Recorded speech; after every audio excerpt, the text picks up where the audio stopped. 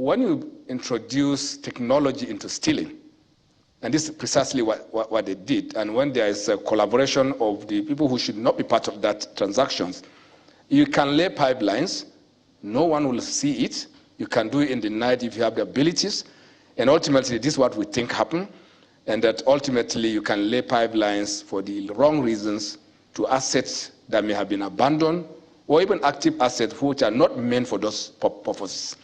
That means you see end-to-end collaboration, either by people who are around those assets, people operating the assets, people who are supposed to provide security for these assets, and so on.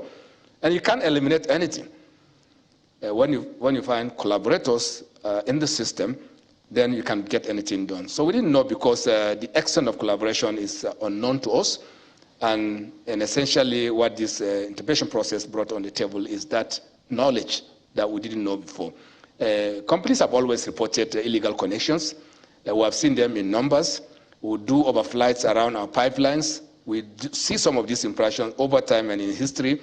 Because they are minimal, you will continue to pull them out and then they will return it back. And because you don't have that perfect 24-hour surveillance around these assets, they know when you do the overflights.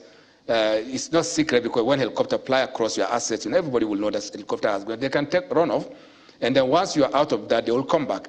So they know when to operate. But what we did now, which is very, very different, is to have total surveillance. We have seen up to a 12-inch line being run across our assets to an abandoned platform from which people come and load and leave. So that's that's the extreme part of the scale.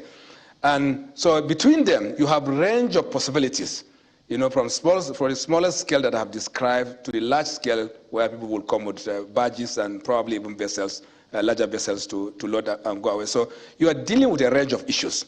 And you have to start from the very bottom because without access to the pipeline, you can't do any of them. And those access are done through connections. And those connections vary in sizes. And therefore, what we're doing now is to make sure that those connections don't happen.